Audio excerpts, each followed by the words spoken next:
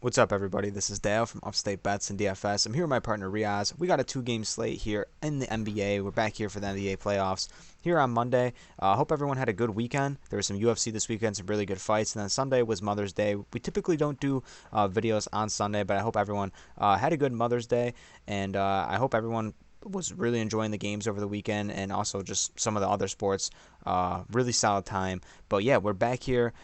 These series look really, really good. 2-1 in each of these series, which is really nice to see. So hopefully these series can go the distance. Yeah, it's just been a really good time for the NBA so far. The playoffs have been super enjoyable. But we're back here on Prize Picks as usual. You can sign up for Prize Picks using promo code UPSTATE. They'll match you dollar for dollar all the way up to $100 as well. We offer some Patreon content over on patreon.com. Rios, tell them about that. Yeah, you can find it at patreon.com/upstate.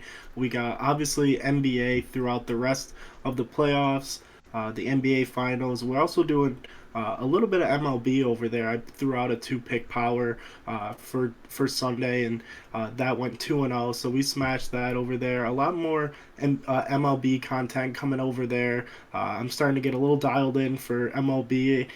Tough sport to really dive into, but we got a lot of stuff, no package deals, one price, two for the price of one. Me and Dale are giving a ton of picks every single night, so highly recommend checking it out, supporting us further. It's not recommended, like me and Dale like to say, but we really appreciate it when you guys do sign up. You get a ton of content. We're giving you our plays that we play every single night, and not only that, there's an absolutely free Discord linked into the description. Absolutely free. We're trying to join. We're trying to get a nice community up here at Upstate Bets and DFS. But with no further ado, let's get right into these picks. Yeah, we're due for a solid night here in the NBA. We finished off last video on Friday on a pretty solid note, and then we went 4-0 on that before that on Thursday, which was nice to see. So let's follow it up on these games. The first guy I want to get to is in the rebounds category. It's gonna be Al Horford here at 8.5 rebounds. Just had a really solid series so far, coming off that 16 rebound game. He had 3 offensive rebounds in that game as well, which is nice to see. And his minutes have been steadily like increasing every game as well. So he's went from like 33 to 35. Now he's playing in the upper 35s. Just under 40, which is, I don't know if it's going to get over that, but if it is, it's looking like they're finding some success in that. He's obviously killing on the boards. And if you remember last series against Chicago, Vucevic was absolutely killing the boards as well against Milwaukee. And, he was a guy during the season that was up and down as a rebounder. Sometimes would go out there and get 7 to 8, but he was consistently getting over 10 when they played Milwaukee as well. Looks like Horford's staying in that same trend. I just like the way he's been playing, and I really think he's doing really well on the defensive side of the ball as well. So it leads to some pretty easy rebounds. So I'm really gonna ride with Al Horford before this line starts creeping up like crazy. And it was huge for him to play 39 minutes in that game. I mean, what a great game in general, but for Big Al to be playing 39 minutes is just incredible. So a ton of upside for him. The first guy I want to talk about is over in the points with Bobby Portis. His line is sitting at 11 and a half. I mean, very up and down minutes for him. I mean, some nights he goes out there and plays over 30 minutes, but usually he plays right around 25 to 27 minutes. And I mean, he's just been shooting the corner three ball phenomenal. It's really nice to see a big man like Bobby Portis go out there and shoot the three well. And at 11 and a half, we've seen his line a little bit higher, but with the minutes and kind of not even a bad game. He had 9 points in the last game against Boston, but other than that, I mean, 80% hit rate in the last 5 games. It's really great to see, and the way Bobby Portis is used in this offense is just phenomenal. So I have no problem going right back to him for kind of a little bit of a bounce back here on Monday. Yeah, and he's a guy that can heat up. He can go out there and hit 3, 4 threes in a night as well. He gets really hot as a fan favorite. Definitely a guy that can swing momentum in a game. So if he gets going, definitely can lead Milwaukee to a win there. So I like that pick as well.